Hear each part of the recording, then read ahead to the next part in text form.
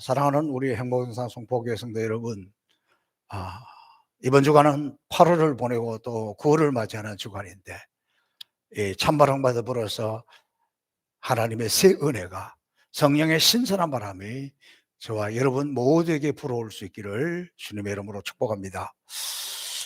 저는 지난주에 코로나 백신 2차를 맞았습니다. 여러분들도 가능한 빨리 코로나 백신 다 접종할 수 있기를 바랍니다. 그것이 애국이고 그것이 교회를 살리는 길이고, 그래야 다시 우리가 일상으로 돌아갈 수 있습니다. 사실 우리가 코로나19 때문에 오랫동안 일상도 멈추어지고 예배도 힘들었습니다. 그러나 금년에 그렇게 무더웠던 여름이 이렇게 지나가는 것처럼 코로나 역시도 또 이렇게 지나갈 것입니다. 지나가고 있는 이 시점에 우리는 좀 더 정직하게 우리 자신을 돌아볼 필요가 있습니다. 많은 사람들이 코로나 때문에 한국 교회가 주저앉았고 교인들이 교회를 멀리하게 되었다고 걱정합니다. 그러나 그렇지 않습니다. 이미 코로나가 오기 거의 20년 전부터 2000년대 접어들면서 우리 경제 모든 것이 안정이 되고 잘 살게 되기 시작할 그때부터 벌써 20년 전부터 한국교회는 서서히 침체하기 시작했고, 내려가는 중에 코로나19를 강력하게 맞았을 뿐입니다. 코로나로 핑계대지 말고 더 근본적으로 문제 해결이 필요합니다. 코로나19가 끝났다고 교회가 온전히 회복되겠습니까?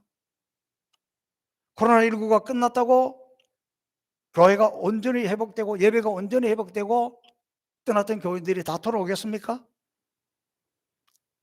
그렇지 않습니다. 그렇다면 포스트 코로나, 코로나가 끝나고 그 다음이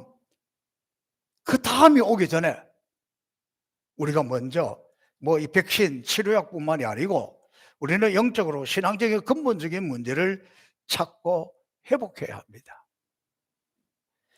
오늘 본문이 그 해답을 우리에게 보여주고 있습니다.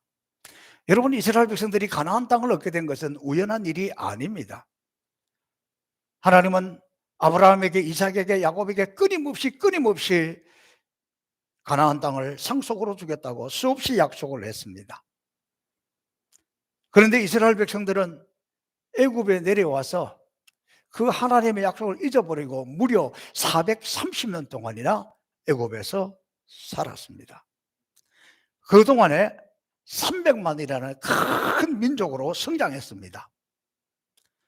그래서 하나님께서는 모세를 통하여 광야를 지나 가나안 땅으로 데리고 올 때에 하신 말씀이 있습니다. 가나안 땅은 너에게 이미 주어진 땅이기 때문에, 약속한 땅이기 때문에 한치의 양보도 하지 말고 가나안에 있는 족속을 다 쫓아내고 온전히 너희 소유로 삼으라. 이미 하나님께서 이 땅을 너에게 주었기 때문에 잘 차려진 밥상과도 같다. 하나님의 약속대로 이스라엘 백성들은 처음 가나안 땅에 들어와서 정착하면서 용감하게 가나안 족속들을 물리치고 이겼습니다. 여러분, 가나안 족속들이 만만한 사람들이 아닙니다. 철병거로 무장하였고 기골이 장대하게 덩치가 어마어마하게 컸고, 그럼에도 불구하고 하나님이 그들과 함께 하심으로 그들을 쉽게 물리치고 이길 수 있었습니다. 어느 정도 많이 차지했습니다. 그래도 아직도 좀 남아있는데 안정이 되니까 그만 무심해지고 나태해지고 하나님의 명령이 가물가물해졌습니다. 그래서 그들이 원수를 쫓아내지 아니하고 그곳에 있는 가나안 족속들과 타협을 화해를 하고, 가만 생각해 보니까 다 죽인들, 다 쫓아낸들 뭐 하겠느냐, 이놈들을 잡아다가, 남아있는 놈들은 잡아다가 우리 종으로 삼아서 물도 길어오게 하고 나무도 패게 하고 그러면 좋지 않겠느냐, 이렇게 타협을 합니다.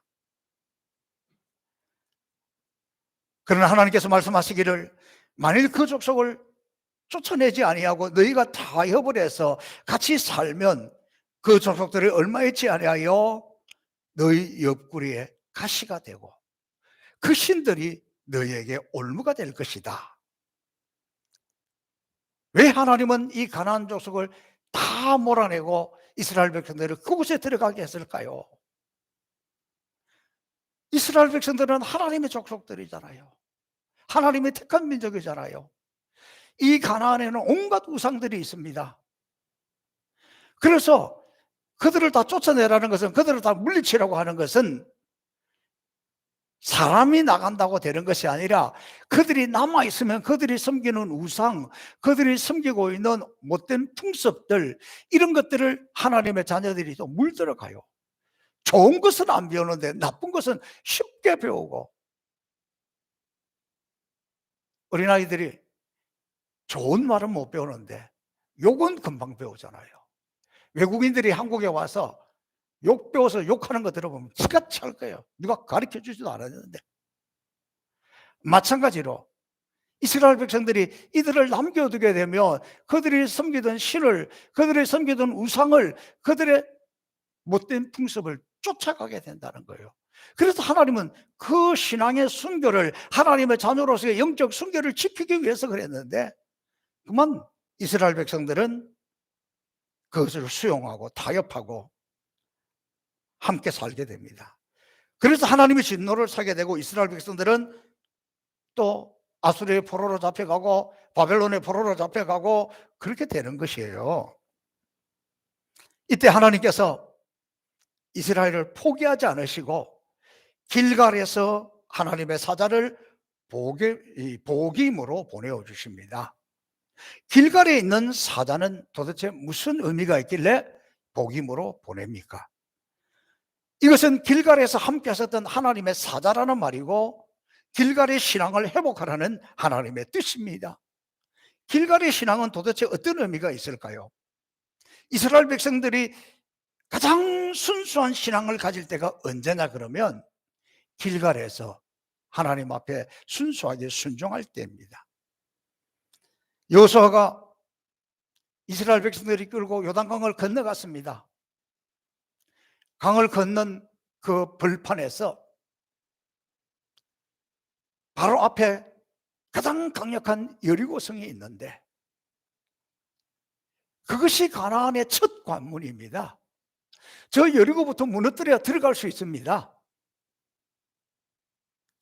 그런데 그때 하나님께서는 여리고성을 앞에 두고 있는 이스라엘의 모든 남자들에게 할례를 행하라고 명령합니다.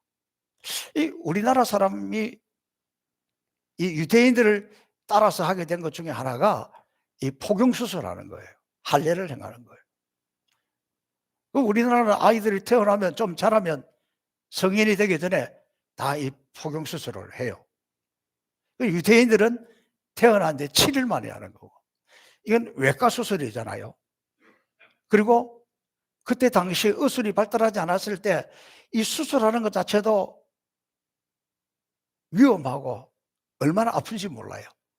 또 이것이 어느 정도 아물 때까지 중요한 부위라서 걸어 다니지도 못하고 힘들어요.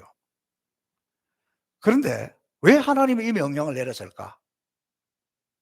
자, 저 가나안 첫 관문 여리고성을 점령하려고 보니까 여리고성은 어마어마한 성읍이에요. 지금 이스라엘 백성들이 가지고 있는 무기, 군사력 이것 가지고 그 갈 수도 없어요. 물구덩이 속으로 뛰어드는 거하고 같습니다. 그래도 그것을 통과하려면 하나님께서 어떻게 해야 되겠어요? 그들에게 야 작전 명령을 내리고 어떻게 하고 어떻게 하고 군사들을 이렇게 훈련하고 뭘 준비하고 이런 걸 지시해야 되잖아요. 그런데 하나님께서 군사력을 전술 전략을 설명하고 가르쳐 주는 것이 아니라 할례를 행하라. 이것은 얼마나 위험한 일인지 모릅니다. 왜냐하면 여리고성에 있는 군대가 할례를 행하고 거기에 들어 누워 있는 군대들을 남자들 다 쳐다보면 이놈들이 제정신인가, 미친 것이 아닐까? 이때 내려가면 이놈들 꼼짝없이 다 죽겠구만, 쉽게 물리칠 수 있겠구만, 그 생각을 여리고성에 있는 가나안 사람들은 생각하지 않겠습니까? 그리고 할례를 행하라 그럴 때 이 이스라엘 군대는, 이스라엘의 남자들은 그것을 모르겠습니까? 다 알잖아요.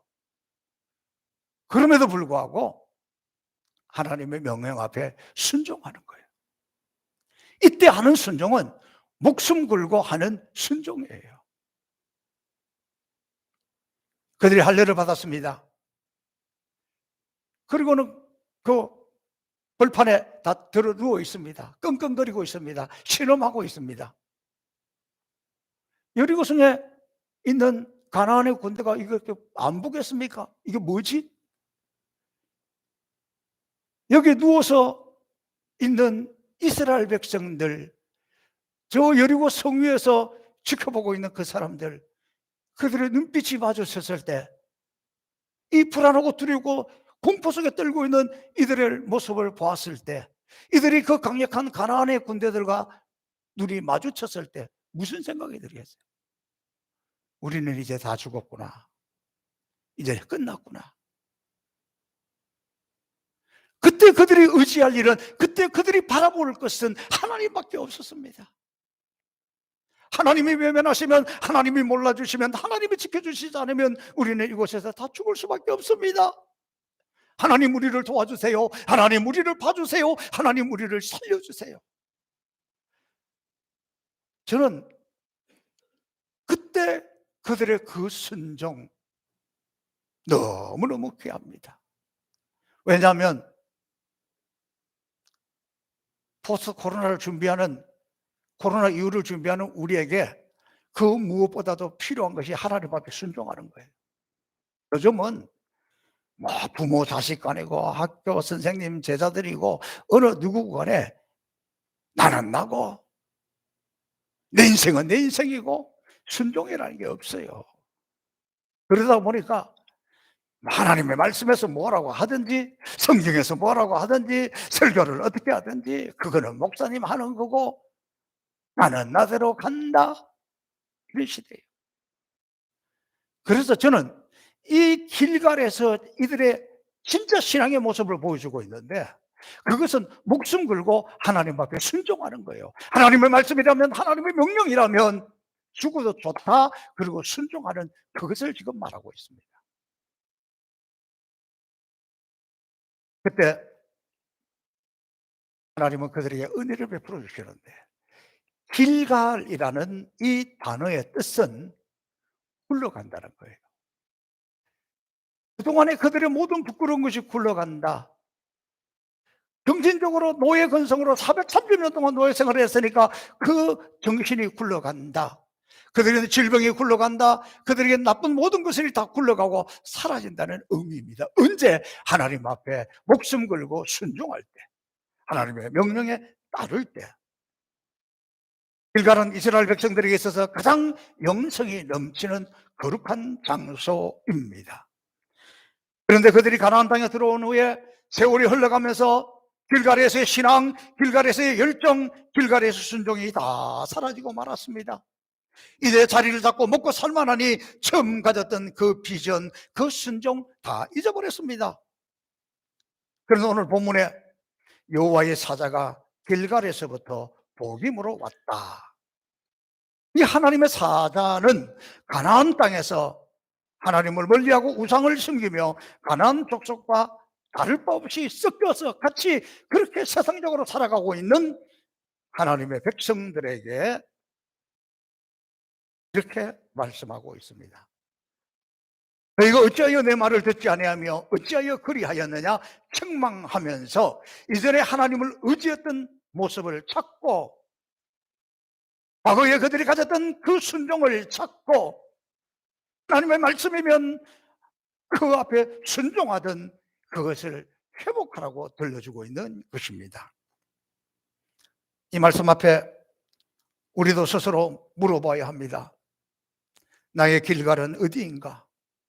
내가 주님을 가장 뜨겁게 사랑하고 내가 주를 처음 만났을 그때 그 감격의 때가 언제인가?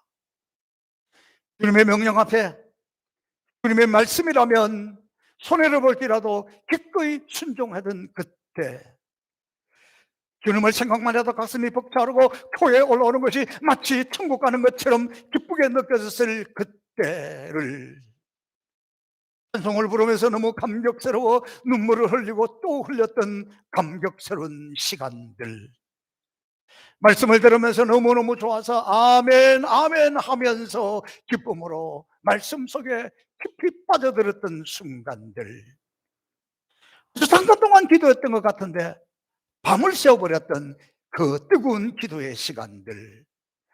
그런데 세월이 흘러가면서 길갈에서의 감격, 길갈에서의 그 순종, 그 열정이 사라지고 사라진 때가 얼마나 지났던고. 저는 이 말씀을 준비하면서 성도들의 문제가 아니라 저 자신을 돌아보면, 제가 우리 장로회 신학대학 7년을 다니면서 그때는 밤마다 신학교 뒤에 있는 아차산에 올라가서 그 바위 위에서 기도하였던 그때가 떠올랐습니다. 그때 그 산에는 기도하는 사람만 간 것이 아니에요. 온갖 우상을 섬기는 사람들도 그 산에 올라갑니다. 그리고는 그 바위 밑에서 그 촛불에다가 뭘 해놓고 그랬던 것도 많이 봤습니다. 그때는 무슨 용기가 있었는지, 아니 이 사람들이 기도하는 이곳에다가 이런 짓을 하다니, 그러면서 그 초를 다 가져와서 쓰기도 하고. 지금 생각해 보니까 그것도 보통 일은 아니에요. 그 사람들이 보면 뭐라 그러겠어요. 그런데 그런 것이 두렵지 않았습니다. 그 바위 위에서 뜨겁게 찬송하면서 눈물 흘렸었던, 서울 시내를 바라보면서 하나님이 이 도시를 나에게 주십시오, 그렇게 기도했던 순간들, 그 밤에 그곳에서 찬송하고 조금 기도한 것 같은데 어느새 아침 해가 떠올랐던 그 순간들, 어쩌면 지금까지 목표한 것 그때 그걸로 울거먹고 사는 것은 아닌가. 그런데 코로나19라는 것이 와서 다시 한번 정신을 차리게 합니다. 코로나19 이후에 준비하는 것, 백신을 준비하고 치료약을 준비하고, 그것보다 더 중요한 것은 우리가 교인이라면, 우리가 목회자라면 길갈의 신앙을 회복하고 그것을 회복해야 한다는 것입니다. 하나님은 지금 오늘 이 상황 속에서 하나님 앞에 절대적으로 했던 그 순종, 그것을 잊지 않고 우리에게 말씀해 주고 있는 것입니다. 지금 어쩌면 마지막이다, 마지막이 지나가기 전에 하나님 앞으로 돌아오라. 신실하신 하나님의 그 약속을, 그 하나님의 은혜를 기억하고 하나님께로 돌아오라. 사랑하는 성도 여러분, 포스트 코로나를 준비하는 것, 그 무엇이 아니라 길갈의 신앙을 회복하는 것인데, 저와 여러분이 이것을 회복할 수 있기를 주님의 이름으로 축복합니다. 이 하나님의 사자의 말씀에 대한 이스라엘 백성들의 반응을 보면 4절과 5절을 보니까 여호와의 사자가 이스라엘 모든 자손에게 이 말씀을 이름에 백성이 소리 높여 울었다. 그러므로 그곳 이름을 복임이라 하니라. 무리가 거기서 여호와께 제사를 드렸더라. 복임이라는 이 지역의 이름의 뜻은 우는 자라는 거예요. 지금 이스라엘 백성들이 애통하고 있습니다. 회개하고 울면서 하나님께로 돌아가고 있다는 거예요.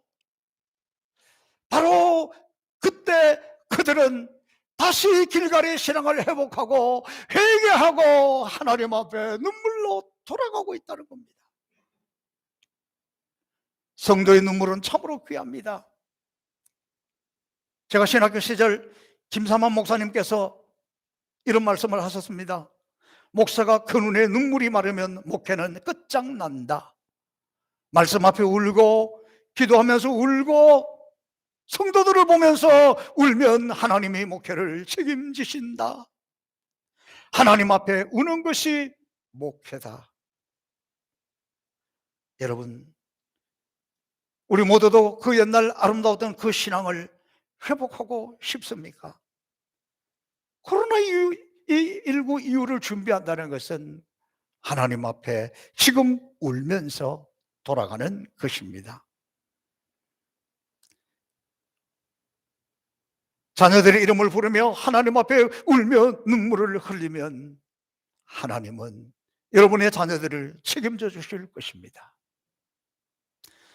경제가 어렵고 사업이 힘들고 직장이 어렵다고 포기하는 것이 아니라 하나님 앞에 나와서 울면서 기도하면 코로나 할아버지가 와도 하나님은 눈물의 기도 외면하지 않고 들으시고 길을 열어주시고 지켜주시고 돌봐주실 것을 믿습니다.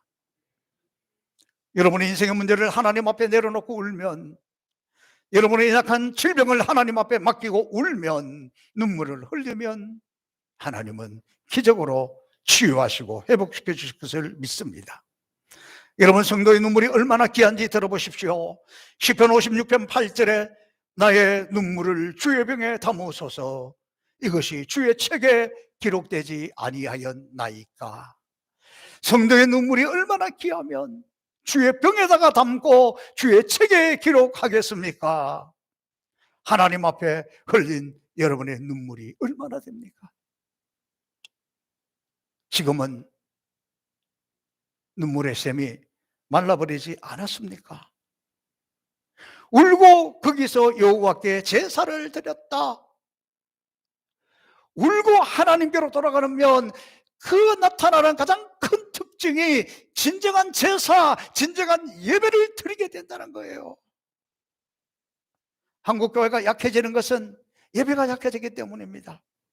날씨가 힘들고 경제도 어렵고 코로나로 핑계대기 좋은 때지만 예배를 소중히 여기고 진정한 예배를 회복하면 하나님은 우리를 책임져 주신다는 말씀입니다.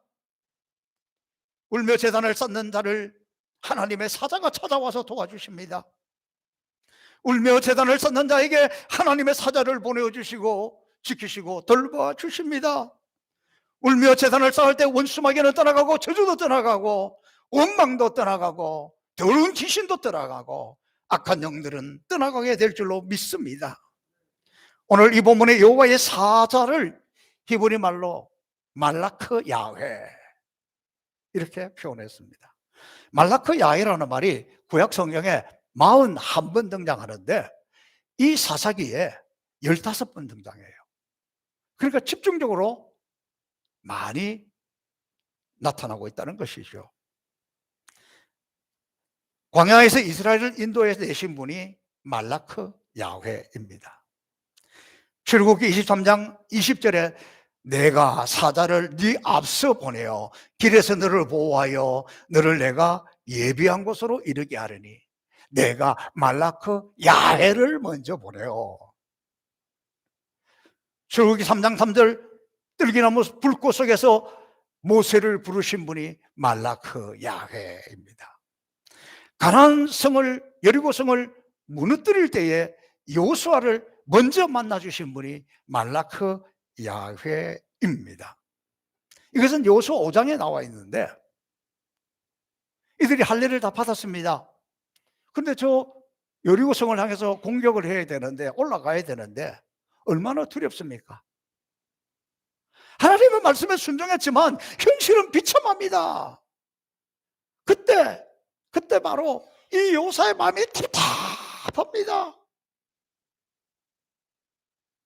그 답답한 마음으로 있는데 그 앞에 한 장수가 나타나서 쫙 칼을 뽑아들고 있습니다. 여호수아가 놀랐어. 당신 도대체 누구냐? 내 편이냐? 나를 위협하고 있는 상대편이냐? 이렇게 물어봅니다. 그때 그는 자기를 이렇게 소개합니다. 나는 말라크 야훼, 나는 하나님의 군대 장관의 대장으로 너를 돕기 위해서 왔다. 말라크 야훼, 그분은 지금도 우리 인생의 결정적인 순간에 나는 말라크 야훼다 그러면서 우리 앞에 다가올 것을 믿습니다.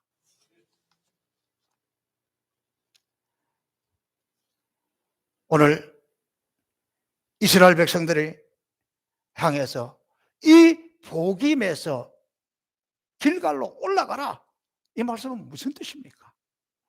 그것은 지금 이 세상 속에서 온갖 우상을 섬기고 죄를 먹고 마시고 더불어 살아가는 이스라엘 백성들을 향해서 길갈로 돌아가라, 길갈의 정신을 회복하라, 그러면 하나님이 함께 해 주시겠다는 거예요. 가나안 족속을 다 쫓아내고 가나안 땅의 주인이 되게 해 주시겠다는 거예요.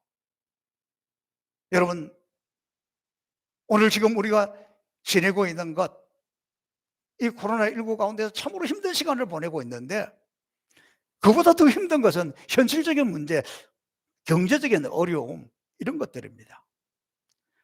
어쩌면 너무 힘들거나 또 세상과 더불어 사느라 예배와 영적 생활이 뒷전이 되어버렸는지는 아닌지 모르겠습니다. 지난 주간에 제가 총회에 무슨 회의가 있어서 조금 일찍 도착을 했습니다. 그랬더니 먼저 와 있는 어느 목사님하고 대화하는 중에 이렇게 이야기하는 거예요. 서 목사님은 이 문제에 대해서 어떻게 생각하십니까? 뭔데요? 그랬더니 자기는 지금 한국 교회가 술, 담배를 다 금하고 있는데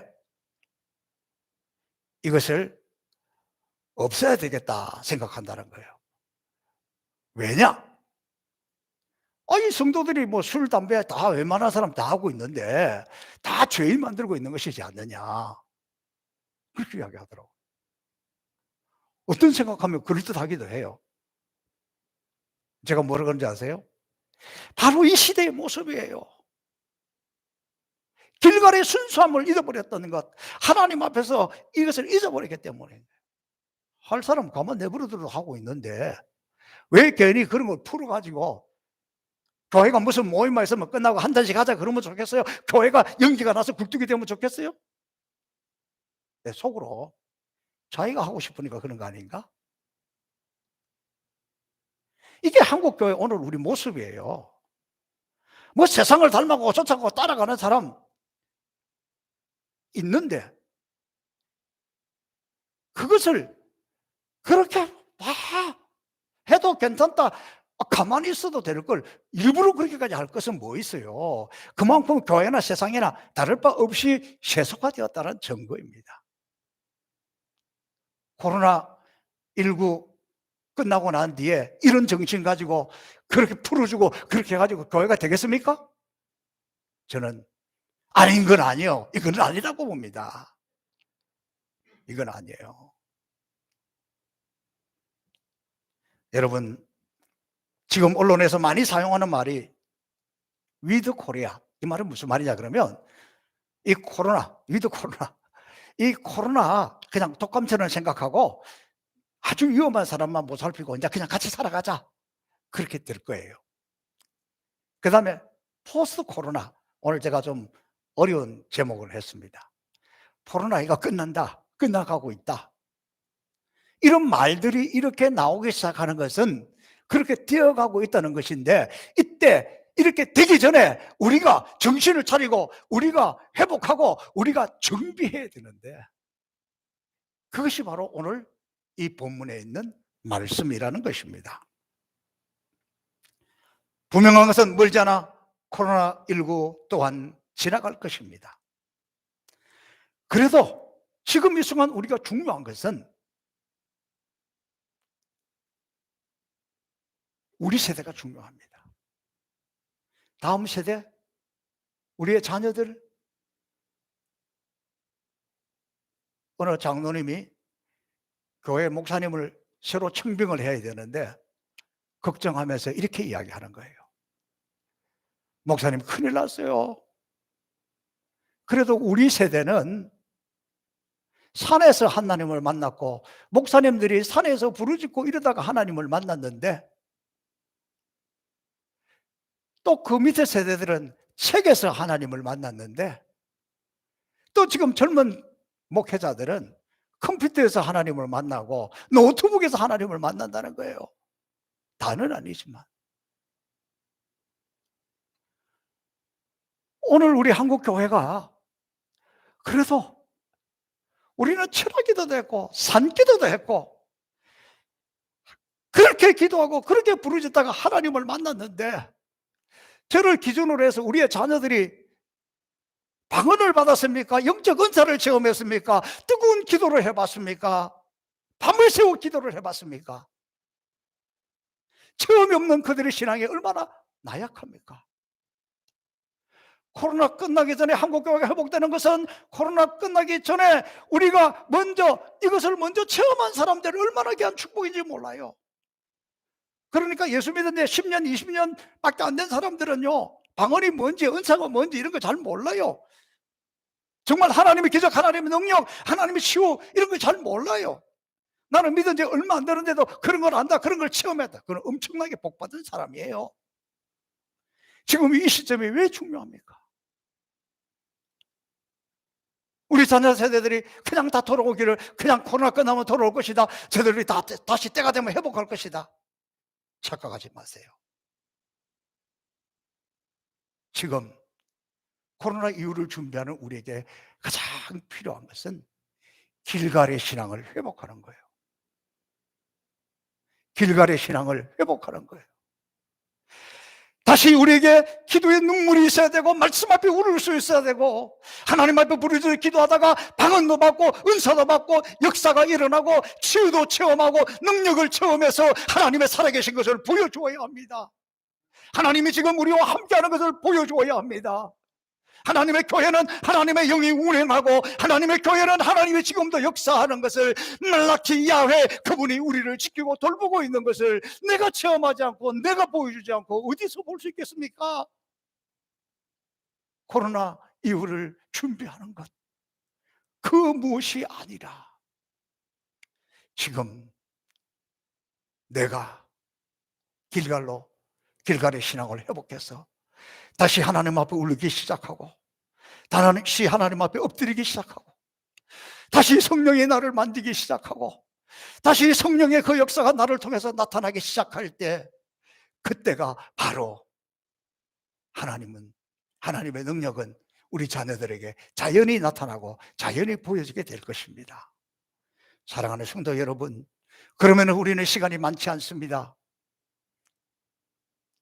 지금 다시 길갈의 신앙을 회복하고 하나님의 능력을 붙들고 나가서 하나님의 살아계신 것을 세상의 자녀들에게 보여주는 믿음의 용사들이 되시기를 주님의 이름으로 축복합니다.